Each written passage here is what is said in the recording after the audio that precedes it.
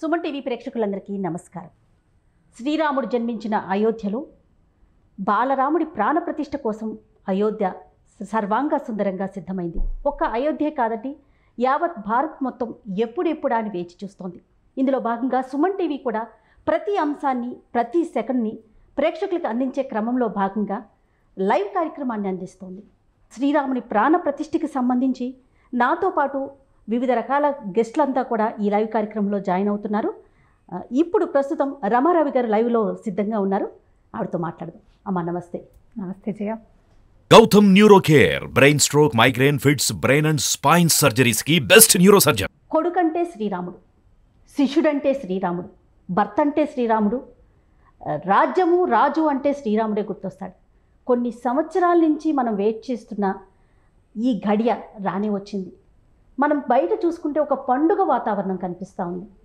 యావత్ భారత్ మొత్తం అంటే అన్ని మతాలకి అన్ని కులాలకి అతీతంగా ప్రతి ఒక్కరం కూడా ఎప్పుడెప్పుడు వస్తుందో ఆ గడియ కోసం మనం వెయిట్ చేస్తూ ఉన్నాం. ఒక్కసారి రాముడి గురించి మాట్లాడుకుందామండి మీ మాటల్లో. ఎన్నిసార్లు మాట్లాడినా తక్కువే. భారతదేశం అంతా కొన్ని శతాబ్దాలుగా వేచి ఉంది, దశాబ్దాలుగా ప్రయత్నం చేస్తోంది. ఈ మొత్తం ప్రయత్నము ఈనాటికి మనం ఉన్న తరంలోనే మనం చూస్తూ ఉండగానే ఈ మళ్ళీ ప్రాణప్రతిష్ఠ, మళ్ళా భగవంతుడు తన స్వస్థానం తన ఇంటికి తను చేరటం అనేది ఒక అత్యద్భుతమైన విషయం. మనం దాన్ని చూడగలగటం, ఎక్కడెక్కడ ఉన్నా కూడా మనం లైవ్లో కూడా దాన్ని సరిగ్గా చూడగలుగుతున్నాం. అవునండి, అక్కడికి వెళ్ళే చూడలేకపోయినా ఆ అవకాశం మనకి లభించడం మన పూర్వజన్మ సుకృతంగా భావించాలి. భగవంతుడు తను పుట్టిన చోటే వెలిసి ఉండటం అనేది లోకసహజంగా కనపడేది. చాలా చోట్ల ఆయన ఎక్కడ పుట్టాడో అక్కడ ఒక దేవాలయం ఉండాలి, అక్కడ ఒక భవ్యమైన నిర్మాణం ఉండాలి, అక్కడ ఆయనకి పూజ జరగాలి. భగవంతుడు పుట్టింది మనుషుల కోసం కదా. కానీ రాముడికి ఆ అవకాశం లభించకుండా అయింది. తన అవకాశాన్ని భగవంతుడు మళ్ళీ మన కోసమే తీసుకున్నాడు. అవును, ముందుగా నేను అన్నట్లుగా కొడుకంటే రాముడే, శిష్యుడంటే రాముడే, తండ్రి అంటే రాముడే, భర్త అంటే రాముడే, రాజంటే రాముడే.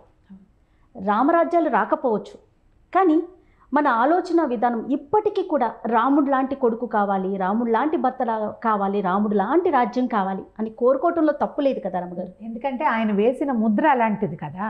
ఇప్పుడు 2 యుగాల ముందువాడు రాముడు మనకంటే, త్రేతాయుగం నాటివాడు, మధ్యలో ద్వాపర యుగం వచ్చింది, మనం కూడా కలియుగపు చివరి కాలంలో ఉన్నాం. అయినా కూడా ఆయనంత ప్రభావవంతంగా చేయగలిగాడంటే ఆయన చూపించిన ప్రతిభ అట్లాంటిది. మన భగవంతుడు మనిషిగా పుట్టాడు. కృష్ణావతారంలో చూస్తే ఆయన చాలా మహత్యాలు మహిమలు చూపించాడు. రాముడు అట్లాంటివి ఏం చేయలే. ఒక మనిషి పరిపూర్ణ మానవుడు ఏం చెయ్యాలో, ఏం చెయ్యొచ్చో, ఎలా చెయ్యొచ్చో చేసి చివరి దాకా చూపించాడు. ప్రతిదీ ఒక ఇంట్లో కుమారుడిగా జన్మించాడు. తండ్రి మాట జవదాటకూడదు, కుమారుడు అన్నవాడు తండ్రి మాట జవదాటకూడదు, దాన్ని పూర్తిగా ఆచరించాడు. తెల్లవారితే పట్టాభిషేకం, ముందు రోజు సాయంత్రం వార్త వచ్చింది, పిలుపు వచ్చింది, వెళ్ళాడు. నువ్వు ఇక్కడ ఉండకూడదు, అడవులకు వెళ్ళమన్నారు. తండ్రి ఏది చెప్తే అది చేస్తానని అడవులకు వెళ్ళిపోయాడు. తూచా తప్పకుండా ఒక వాక్యం కూడా తప్పలేదు. తల్లి లక్ష్మణుడు వేరే బోధ చేశారు. తండ్రి కూడా చెప్పాడు, నువ్వు నన్ను ఖైదు చేసి నువ్వు రాజ్యాన్ని తీసుకోవచ్చు అని. తల్లి కూడా అదే చెప్పింది, ఆయన్ని తోసిరాజు అనొచ్చు నువ్వు, ఎందుకంటే నువ్వు ఉత్తరాధికారివి, నువ్వు ఇక్కడ నువ్వు జ్యేష్ఠ కుమారుడివని. కానీ ఆయన ఒప్పుకోలేదు. లక్ష్మణుడు కూడా చెప్పాడు అదే. చెప్పినా సరే రాముడు ఒప్పుకోలే. నేను తండ్రి మాట శిరసావహిస్తాను, తండ్రి మాట మనిషి అన్నవాడు దాటకూడదు అని చెప్పటమే ఆయన ఉద్దేశం. అంటే ఇప్పుడు మనకేం వరబడి రాశాడు, పైన దేశమును ప్రేమించుమన్నాలాగా తండ్రి మాట వినుమన్నా అని రాశాడు. అదే కదా మనం చూసి రాసుకుంటాం, అంతే కదా. ఒక కాపీలో పైన ఏం రాయబడి ఉందో మీకు కింద రాసేటప్పుడు అదే రాస్తాం, వేరే కొత్తవి రాయం కదా. మనకి వరబడి దేశంలో భూమి మీద ఉన్న మానవులు తండ్రి మాట జవదాటకూడదు, తండ్రి ఆజ్ఞను శిరసావహించాలి అనేది స్పష్టంగా మొదటిసారి చెప్పాడు. అక్కడి నుంచి అడవికి వెళ్ళాడు. అడవిలో అంతా ప్రయాణం చేశాడు. ఏం చేశాడు, తను ఒక క్షత్రియ కుమారుడు, రాకుమారుడు, రాజ్యానికి రేపొద్దున ఉత్తరాధికారి కూడా. ఎక్కడ ఎవరికి ఏ సమస్య వచ్చినా ఆ సమస్యను తీర్చాడు. ఒక రాజపుత్రుడు ఏం చేయాలో అది చేశాడు. అధికారం ఉన్నా లేకపోయినా ఎక్కడున్నా రాజుగానే ఉన్నాడు. అడవిలో ఉన్న 13-14 సంవత్సరాలు ఇదే జరిగింది. చివరి సంవత్సరానికి ముందు సీతాదేవిని ఎవరో ఎత్తుకుపోయారు. ఈయన బయలుదేరుతుండగానే భరతుడు వచ్చాడు ఆయన దగ్గరికి. అతను నేను రాజ్యం తీసుకొని భరతుడిని ఉత్తరాధికారిని చేయాలని కదా కైకాదేవి కోరిక. నాకు అదొద్దు, నేను నీ వెనకాలే ఉంటాను, నీ పాదుకలైనా పరిపాలిస్తాయి కానీ నేను రాజ్యం తీసుకోనంటే అతనికి పాదుకల్ని ఇచ్చేశాడు. ఇచ్చి భరతుడికి రాజ్యాన్ని ఎలా చేయాలో చెప్పాడు. ఎలా పరిపాలన చేయాలో భరతుడికి బోధించి అక్కడ మరణించిన తండ్రికి అక్కడ ఈ అడవిలో ఉన్నారు, ఇక్కడ ఏమి దొరకవు, బియ్యాలు ఏమి ఉండవు కదా, పిండ ప్రధానం గారెపిండితోటి చేశాడు. నన్ను పంపించేశాడు, నేను ఎందుకు చేయాలి అని అనలేదు. నా రాజ్యం పోగొట్టాడు, నేను నా భార్య తమ్ముడు ఇలాగ అడవుల్లో పడ్డాం అని అనకుండా తండ్రికి తను చేయవలసిన ఉత్తర క్రియని పూర్తిగా సజావుగా నిర్వహించాడు. అక్కడి నుంచి నడిచి వెళ్ళారు. రకరకాల మహర్షులను కలిశాడు, ఎంతమందినో చూశాడు. ఎక్కడ ఎవరికి ఏ ఇబ్బంది అయితే తను తీర్చగలిగే ప్రతి ఇబ్బందిని తీర్చాడు. అంటే మనిషి ఏం చేయాలి, తను ఏం చేయాలో అది చేసి తీరాలి, తన కర్తవ్యాన్ని మర్చిపోకూడదు. అంతే. నేను ఈ పరిస్థితిలో ఉన్నాను, ఇప్పుడు నేనేం చేస్తాను, నా దగ్గర సైన్యం లేదు అనలా, నాకు శక్తి ఉంది, శక్తి ఉన్నంత మేరకు చేస్తానన్నాడు. ఆయన శక్తి ప్రతి చోట ప్రూవ్ అయింది. ఈ కథ అంతా ముందుకెళ్తే సీతాదేవిని తీసుకెళ్ళిపోయాడు ఒకడు. తీసుకెళ్ళిన తర్వాత ఏం జరిగింది, జటాయువు ఆ తీసుకెళ్ళిన వాడితో యుద్ధం చేశాడు రావణాసురుడితో. జటాయువు మరణించాడు. మరణించిన జటాయువుకి శాస్త్రోక్తంగా కర్మలు నిర్వహించాడు. తనకి సహాయం చేసిన వాడిని దిక్కుమాలిన చావు చనిపోకుండా వదిలిపెట్టేయకుండా జటాయువుకి కూడా ఉత్తమ గతులు కలిగించేలాగా చేశాడు రాముడు. తన ప్రతి క్రియ కూడా ఒక కర్తవ్యము, ఒక బాధ్యత అనేది గుర్తు చేస్తూ ఉంది కదా రమ్మగారు. అవును. ఇప్పుడు మనం ఏం చేయాలంటే, మనం నా పరిస్థితి నేను ఇప్పుడు చేయలేను అని అనకూడదు. నువ్వు చేయాల్సింది చేసి తర్వాత నీ బాధ నువ్వు పడు, అంతే. మనిషి అన్నవాడు ఇది చేయాలి. అక్కడి నుంచి ఇంకా ముందుకెళ్ళాడు. సుగ్రీవుడితోటి స్నేహం కలిసింది. నిజానికి వాలి చాలా బలవంతుడు సుగ్రీవుడి అన్న. అతను రావణాసురుణ్ణి 4 సముద్రాల్లోని ముంచగలిగేంత శక్తి కలిగిన వాడు. వాలిని గనక పట్టుకుంటే రావణాసురుడిని 2 చెంపకాయలు కొట్టి సీతాదేవిని తీసుకొచ్చి ఇచ్చేవాడు. కానీ తనతో మొదట సఖ్యం చేసిన బలహీనుడైన సుగ్రీవుడితోటే ఉన్నాడు రాముడు. మిత్రత్వాన్ని పాటించాలి, స్నేహితుల్ని వదిలిపెట్టద్దు. నీ స్నేహం కోరాడు, నీ చరణ్ కోరాడు, నీ సహాయం కోరాడు. వాడెవడో బలవంతుడు ఉన్నాడని ఈయన వదిలిపెట్టేసి బలహీనుడైన మిత్రుడిని వదిలిపెట్టకూడదు. ఇతన్ని పట్టుకోవాలి. ఇతనికి సహాయం చేసి వాలిని సంహరించి సుగ్రీవుణ్ణి రాజును చేశాడు. ఇప్పుడు రాజుని సంహరించినప్పుడు ఎవరైతే రాజును సంహరిస్తాడో అతడే రాజు కావాలి కదా. అవును. అంటే కిష్కింధ రాజ్యం రాముడిది లెక్క ప్రకారం. కానీ తీసుకోలేదు, ఇచ్చేశాడు సుగ్రీవుడికి. అక్కడి నుంచి ముందుకు ప్రయాణం చేశారు. అందరితో ప్రయత్నం చేశారు. సీతాదేవి ఎక్కడుందో వెతికారు. రామాయణం ఎంత సీక్వెన్స్ ఎట్లా వెళ్తుందంటే మనం ఏం చేయాలో ఆ వైపు పురికొల్పేలాగా తీసుకెళ్తుంది. కానీ ప్రతి ఘట్టము ఆలోచింపచేసే విధంగానే ఉంటాయి కదండి. మీరు కథ వినేస్తే ఏముండదు, కథలోకి ప్రయాణిస్తేనే ఉంటుంది. మనకు అర్థమవుతుంది. కథ వింటే ఇంతే కదా అనిపిస్తుంది. కథ కాదు, కథ వెనక ఏం చెప్తున్నాడు రాముడు, రామాయణం మనకి ఏం నేర్పించాలనుకుంటారు. అక్కడి నుంచి వెళ్ళారు. ఆంజనేయ స్వామిని పంపించారు. అందరినీ పంపించారు, వానర్లని అన్ని పక్కలకి పంపించిన తర్వాత ఆంజనేయ స్వామి సీతాదేవిని చూసొచ్చాడు. సీతాదేవిని చూసొస్తే నాకు చేయాల్సిన పని చేశారని వదిలిపెట్ల ఆంజనేయుని కౌగిలించుకున్నాడు. నువ్వెంతో సహాయం చేసావు, నీ వల్ల నాకు ఇది లభించింది, సీత నాకు దొరకబోతోందని. మామూలుగా మనం పని వాళ్ళకి థ్యాంక్స్ చేస్తామా? ఎక్కడైనా నోటి మాటల ద్వారానే చూపిస్తాం. ఓ వాక్యం అంటాం. వాడి పని వాడు చేశాడు అనిపిస్తుంది. ఆంజనేయ స్వామి తన స్వామి కార్యాన్ని పూర్తి చేస్తే నా కార్యాన్ని నువ్వు పూర్తి చేశావని హనుమని తమ్ముడితోటి సమానంగా తీసుకున్నాడు. భరతుడితోటి సమానమైన తమ్ముడివి నువ్వు నాకని చెప్పాడు. అక్కడి నుంచి అక్కడికి వెళ్ళారు రావణాసురుడి కోసం. వెళ్ళిన తర్వాత సముద్రం మీద వారధి కట్టారు. అవకాశాలు ఉన్నాయి అక్కడ. వారధి కట్టారు. ఈ వారధి కట్టిన తర్వాత రావణాసురుడిని సంహరించారు. రావణాసురుడిని సంహరిస్తే ఒక రాజుని, పూర్తి స్వర్ణలంకకి మొత్తానికి రాజైన వాడిని సంహరిస్తే ఆ రాజ్యం ఎవరిది? రాముడిదే అవ్వాలి లెక్క ప్రకారం చూసుకుంటే కదా. కానీ ఆయన ఏం చేశాడు, మాట ఇచ్చిన విభీషణుడికి అప్పచెప్పాడు, మీ అన్నయ్య రాజ్యం నీది అని చెప్పి యుద్ధానికి ముందే విభీషణ్ణి అభిషిక్తుడిని చేశాడు. నీకు లంకా నగరాన్ని నీకు ధారాదత్తం చేస్తాను, రావణాసురుడిని సంహరించి నా భార్యను నేను తీసుకెళ్తా, లంక నీది అని చెప్పాడు. ఇతరుల సొమ్ముకి ఆశపడకూడదని సువర్ణాక్షరాలతో రాసిపెట్టాడు యుద్ధకాండలో రాముడు. మరి ఇన్ని ప్రత్యేకతలు ఉన్నవాడు ఎలా కాలగర్భంలో కలిసిపోతాడు? మామూలుగా చూడు, ఒక కథానాయకులు అద్భుతమైన పేరున్న వాళ్ళు కొన్ని దశాబ్దాల పాటు వాళ్ళని గుర్తు చేసుకుంటాం. అవునండి. ప్రజానాయకులైతే కొన్ని శతాబ్దాల పాటు ఉంటారు. ఇలాంటి వాళ్ళు కలియుగ పురుషుడు. ఇలా అనటానికి వీలు లేదు కూడా లేదేమో. లేదు, కలియుగ పురుషుడు కాదు, ఈయన త్రేతాయుగ పురుషుడు. అప్పటి నుంచి యుగాల వెంబడి ఆయన కథ నడుస్తూనే ఉంది. ప్రతి వాడికి రాముడు లాంటి కుమారుడే కావాలి, రాముడు లాంటి అన్న కావాలి, రాముడు లాంటి ప్రభువు కావాలి, రాముడు లాంటి భర్త కావాలి, రాముడు లాంటి స్నేహితుడు కావాలి. ఇన్ని కళ్యాణ గుణాలు ఉన్నాయి కాబట్టి రాముడు ఎప్పటికీ ఉండిపోయాడు. ఆయన మళ్ళీ వస్తున్నాడు, ఆయన స్వస్థానానికి చేరుతున్నాడు అంటే ఇంత కేరింతలు కొట్టి ఆనందపడుతున్నాం మనం. ఒక అయోధ్య నగరమే కాదు రమ్మగారు, యావత్ భారత్ మొత్తం కూడా సర్వాంగ సుందరంగా ప్రతి ఒక్కరం ఇదేదో అంటే ప్రతి ఇంట్లో ఇప్పుడు మన ఇంట్లో ఏదన్నా మనం ఒక సందర్భము, ఒక ఫంక్షను, పార్టీనో చేసుకుంటే ఎలా అయితే రెడీ అవుతామో, ఎలా అయితే ముస్తాబ్ చేసుకుంటామో, ప్రతి ఇల్లు కూడా ఆ విధంగానే ముస్తాబ్ అయ్యి ఎప్పుడెప్పుడా ఆ ముహూర్తం టైము ఎప్పుడు వస్తుందా అంటే ఈ ఫీవర్ చాలా రోజుల క్రితమే మొదలైంది. అక్షంతలు వచ్చిన దగ్గర నుంచి మరీ ఉద్రేకంగా ఉంది. అవును, అవి మన ఇంటికి చేరేసరికి మనము ఆ కార్యక్రమంలో పాల్పంచుకుంటున్నట్టుగా మనం కూడా కొంత భాగస్వామ్యం వహిస్తున్నట్ట అలాంటి భావాలు కలిగినాయి. ప్రజలందరూ చాలా సంతోషంగా ఉన్నారు. మొత్తం ఊరూరా అన్ని రామాలయాల్లోనూ ప్రత్యేకమైన పూజలు జరుగుతున్నాయి. భజనలు, గీతాలాపాలు, తర్వాత రకరకాల పారాయణలు, సుందరకాండ పారాయణ, హనుమాన్ చాలీసా పారాయణ 1000 సార్లు, 108 సార్లు, 1008 సార్లు హనుమాన్ చాలీసా చేస్తున్న వాళ్ళు కూడా ఉన్నారు. ఏదైనా ఒక్క శ్లోకం తీసుకుని రాముడి తాలూకు శ్లోకాన్ని అలా ప్రతిరోజు కొన్ని 100 సార్లు జపిస్తున్నారు. రామకోటి రాయటం మొదలు పెడుతున్నారు. ఆల్రెడీ రాస్తున్న వాళ్ళు పూర్తి చేసుకుంటున్నారు. మొత్తం ఇప్పటికీ ఫీవర్ ఆఫ్ రామా ఉంది. ప్రస్తుతానికి అదే నడుస్తుంది. అయితే గురించి మనం మాట్లాడుకుంటే ఇది వదిలిపెట్టదు కదా, ఫీవర్స్ పోతాయి కొంతకాలానికి.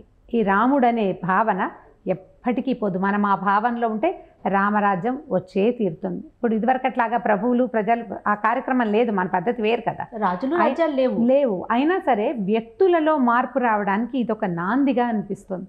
మనమే స్వలాభాపేక్ష, లేకపోతే ఆత్మస్తుతి, పరనింద, ఇలాంటి భావాల్లో కొట్టుమిట్టాడుతూ ఉంటాం. ఎంతసేపు నాకే కావాలి, నాకే అధికారం కావాలి, నాకే డబ్బులు కావాలి, పక్కవాడు చెడినా పర్వాలేదు, నేను బాగుండాలి. ఈ భావావేశాలు కనుక మనుషుల్లో తొలగిపోతే రామరాజ్యం వచ్చినట్టే. అయోధ్య గురించి ఒక్కసారి మాట్లాడుకుందాం రమ్మగారు. ఆ స్థలానికి ఉన్న ప్రత్యేకతే వేరు కదా. అవును, అంటే ఒక్కరు మనము దర్శించాలి అనుకునే ప్రదేశాల్లో అది కూడా ఒకటి. అంటే మోక్షద్వారాలు ఉన్నాయి, 7 మోక్షద్వారాలు భారతదేశంలో. అయోధ్య, మధురామాయ, కాశీ, కాంచి, అవంతిక, పురి, ద్వారవతి చైవ సప్తైతే మోక్షద్వారకా అంటారు. మోక్షద్వారాలుగా చెప్పబడే 7 నగరాలలో మొట్టమొదటిది అయోధ్య. అయితే కోసల దేశంలో చాలా నగరాలు ఉన్నప్పటికీ ఈ అయోధ్య ఏంటంటే జయింపరానిది. దానికి 2 పక్కల నది ఉంది. ఒక పక్కన పెద్ద పెద్ద కొండలు అవి ఉండేవట ఆ రోజుల్లో. ఏ పక్క నుంచి ఎవ్వరూ దానిని పట్టుకోలేరు. అందుకని ఈ కోసల ప్రాంతాన్ని పరిపాలించిన ప్రభువులందరూ అయోధ్యనే తమ రాజ్యంగా చేసుకున్నారు.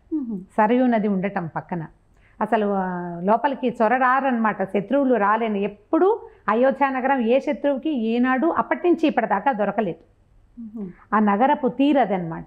అందుకని ఈ కోసల ప్రాంతాన్ని పరిపాలించిన రాజులందరూ అయోధ్యను తీసుకున్నారు. ఇప్పుడు రఘుకులం అంతా, రఘువంశం అంతా యావత్ భారతదేశాన్ని పరిపాలించింది. ఋతుసాగర పర్యంతము ఉన్నటువంటి భూమిని వాళ్ళు పరిపాలిస్తే అందులో ఇన్ని నగరాలు ఉంటే అయోధ్యనే వాళ్ళు నగరంగా చేసుకున్నారు.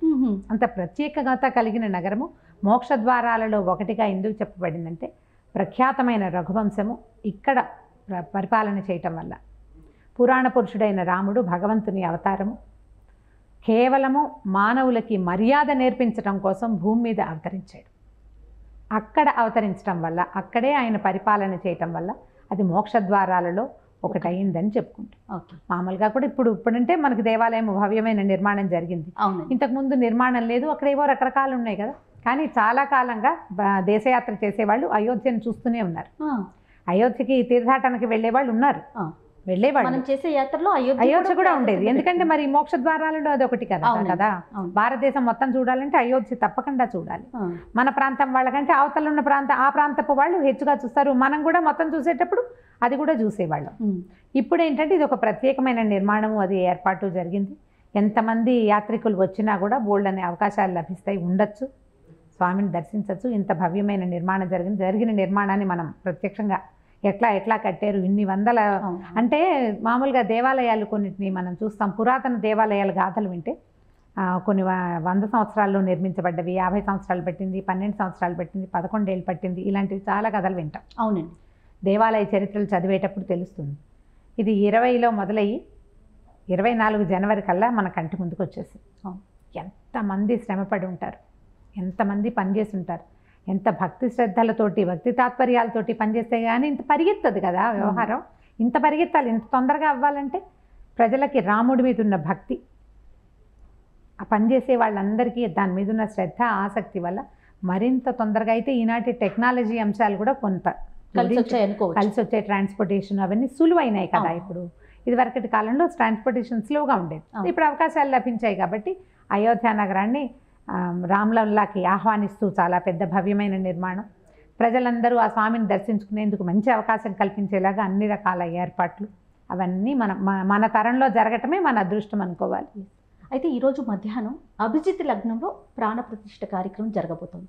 ఈ లగ్నానికి ఉన్న విశిష్టత ఏంటి రమ్మగారు? అభిజిత్ లగ్నంలోనే రాముడు జన్మించాడు. రామ జన్మ జరిగిందే అభిజిత్ లగ్నంలో. దీంతో పాటుగా మనకి ఇప్పుడు భద్రాచలంలో కళ్యాణాలు అవి చేసుకుంటాం మనం. రాముడి పుట్టినరోజు నాడే కళ్యాణం చేసే విధానం ఉంది తెలుగునాట. అవును. అయితే ఆ కళ్యాణాన్ని అభిజిత్ లగ్నంలో చేస్తాం. అందుకే 12 గంటల తర్వాత కళ్యాణాన్ని మొదలు పెడతారు చూడు. ఈవెన్ ఇళ్లల్లో చేసుకునేవాళ్ళు, మన చుట్టుపక్కల చిన్న పొన్న రామ మందిరాల్లో చేసుకునే వాళ్ళు కూడా 12 గంటల తర్వాతే. ఇదే లెక్క, ఆయన జన్మించిన ముహూర్తం కాబట్టి ఈ ముహూర్తంలోనే ఇక్కడ ఇప్పుడు సూర్యుడు ఉచ్చస్థితిలో ఉంటాడు, గురువు ఉచ్చస్థితిలో ఉంటాడు. జ్యోతిషాస్త్ర ప్రకారం అట్లాంటివి చెప్తారు. ఆయన జన్మించినప్పుడు సూర్యుడు అసలు ఎంత అత్యద్భుతమైన వెలుగుతోటో ఉన్నాడట రాముల వారు జన్మించినప్పుడు. ఇప్పుడు కూడా అలాంటి ముహూర్తం, దానికి దగ్గరగా ఉండే ముహూర్తం కోసమే అభిజిత్ ముహూర్తంలో అభిజిత్ లగ్నంలోనే స్వామిని ప్రాణప్రతిష్ఠ చేస్తున్నారు. మరి ఈ సందర్భంగా దేశ ప్రజలంతా ఎలాంటి విధి విధానాలను అవలంబించాలంటారు? రామభక్తితో పాటు, రామభక్తి అందరికీ ఉంటుంది. నిరంతరం రామ అంటాం, కూర్చుంటూ నుంచుంటూ రామ అంటాం, తుమ్మితే రామ అంటాం, కింద పడితే రామ అంటాం, ఏదైనా పొరపాటు జరిగితే అయ్యో రామ అనుకుంటాం. ఒట్టిగా రామనామాన్ని జపించడం కాకుండా రాముడికి ఉన్న కళ్యాణ గుణాలు 16 చెప్తారు. సాధారణంగా వ్యక్తుల్లో గుణాలు ఎలా ఉంటాయి? ఒకడు కోపిష్టివాడు, ఒక రౌద్రం, వీరరసం ఉంది ఆయనలో. శాంతం ఉంటుంది? ఉండదు, కనిపించదు, ఉండదు. ఇంకా కోపిష్టివాడు, క్రోధ స్వభావం కలిగిన వాడు, లేదా క్షాత్రం ఉన్నవాడు, వీర్యం ఉన్నవాడు, వాళ్ళ లక్షణం వేరేగా ఉంటుంది. కానీ శాంతము వీర్యము 2 ఉన్నవాడు రాముడు, ప్రత్యేకంగా కనపడతాయి. ఇప్పుడు ఒక రాజుగా ఉండి ఆయన కృతజ్ఞుడుగా ఉండాల్సిన అవసరం లేదు. ఎవరి పట్ల కృతజ్ఞత అక్కర్లా, రాజుకి శాసనం ఉంటే చాలు. అవును. కానీ శాసనం ఉన్న రాజుగా ఉండి, క్షాత్రం ఉండి, దాంతోపాటు కృతజ్ఞత కూడా ఉన్నది రాముడికి. మళ్ళీ ఇవన్నీ ఉన్నవాడు తీయగా స్వీట్గా నవ్వుతూ మాట్లాడక్కర్లా, మాట్లాడిపోయినా వాళ్ళ పనులు నడుస్తాయి. కానీ చాలా చక్కటి సంభాషణ కలిగిన వాడు రాముడు. తీయగా మాట్లాడతాడు, మంచి మాట మాట్లాడతాడు. ఇవన్నీ ఉన్నవాళ్ళు అందంగా చక్కగా ప్రియదర్శనుడిగా చూడగానే అబ్బా ఎంత బాగున్నాడు, మళ్ళీ చూద్దాం అనిపించరు సాధారణంగా. ఈయన అనిపిస్తాడు. అదొక ప్రత్యేక లక్షణం. అన్ని ప్రత్యేక లక్షణాలు, ఇన్ని 16 కళ్యాణ గుణాలు కలిగిన వాడు రాముడు. వాట్లల్లో ఒక్క గుణాన్నైనా, ఒక్క ఉత్తమ లక్షణాన్ని మీ సొంతం చేసుకోవడానికి ప్రయత్నం చేయండి. 3, 4, 5, 6 ప్రయత్నం చేయగలిగితే చాలా మంచిది, చాలా మంచిది. ఈ మిత్రత్వాన్ని పాటించటం, స్నేహితులతో విరోధం పెట్టుకోవద్దు, స్నేహితుల్ని చెడగొట్టుకోవద్దు. రాముడు చేశాడు అది. తన స్నేహితుల్ని చివరి వరకు తనతో పాటు ఉంచుకున్నాడు. సహాయం చేసిన ప్రతి వానరుణ్ణి కౌగిలించుకుని నీ వల్లే నాకు జయం లభించిందని చెప్పాడు. కొన్ని వేల మంది వానరులు, ప్రతి వాళ్ళని పేరు పేరున సంభావించాడు. కృతజ్ఞుడు రాముడు. అలాంటి కళ్యాణ గుణాల్లో కొన్నిటినైనా రాముడివి మనకి నేర్పించాడని చేసుకుంటూ ఉండాలి, వాటిని పెంపొందించుకోవాలి. రామాయణాన్ని నిత్యము పారాయణ చేయటము, ఒక మాట తలుచుకోవటం, ఒట్టిగా కథగా చదవకుండా దాంట్లో ఉన్నది ఏమిటి సారాంశం, అంతరార్థం ఏమిటి, రాముడు మనకి ఏం చెప్పడానికి ఇలా జన్మించాడు. ఆయన ఏదైనా చేసి ఉండొచ్చు, తన మహత్యాన్ని మహిమని చూపించవచ్చు. కానీ ఆయన ఉద్దేశంలో లేడు. ఎందుకు వచ్చాడు? పరిపూర్ణ మానవుడిగా జన్మించి, పరిపూర్ణ మానవుడిగా జీవించి చూపించడానికి వచ్చాడు. ఆయన చూపించిన దాంట్లో కొంతైనా మనం నేర్చుకుంటే, ఇప్పుడు మనం మళ్ళీ రామ జన్మభూమిలో రామలల్లాని ప్రతిష్ఠ చేసుకుంటున్నాం. బాలరాముడి ప్రాణప్రతిష్ఠ జరుగుతోంది.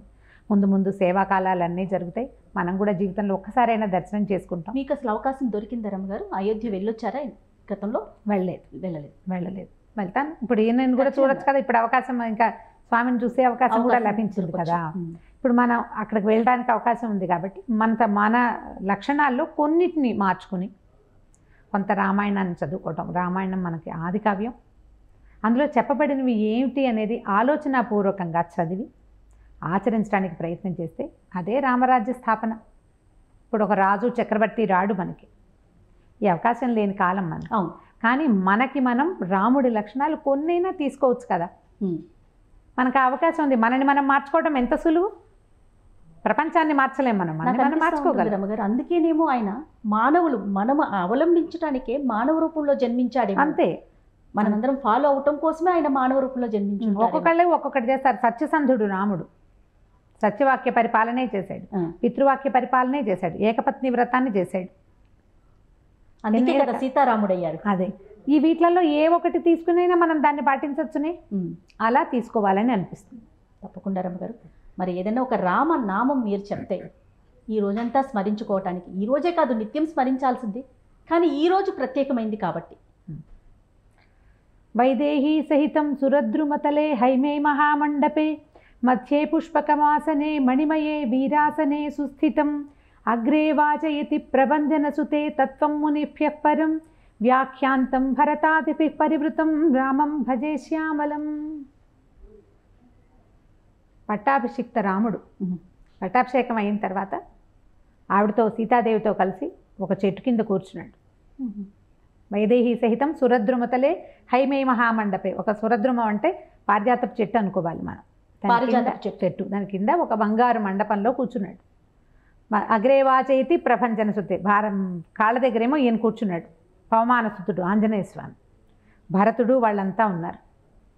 కొంతమంది ఋషులు కూడా వాళ్ళందరితోటి పరివేష్టించి వాళ్ళు ఒక విషయం చెప్తే దానికి వ్యాఖ్యానం చెప్తున్నాడట రాముడు. అట్లా సమస్త పరివారంతో ఉన్నటువంటి రామచంద్రుని నిత్యము స్మరించుకుంటే ఆయన ఆశీస్సులు మనకి ఎప్పుడూ లభిస్తాయి. ప్రతివాడు పరివారంతో ఉండాలని చెప్తున్నారు. ప్రతి అంశము రమ్మగారు ఇప్పుడు మీరు చెప్తూ పోతూ ఉంటే మీరు మాట్లాడే ప్రతి మాటల్లో కూడా ఇది కూడా మనం రాముల వారిని మనం అనుసరించాలి అనే విషయం తెలుస్తూ ఉందన్నమాట. ప్రతి అంశం, ప్రతి నడక సముద్రంలో ఒక్క బిందువు చెప్పానంతే, అది సముద్రం.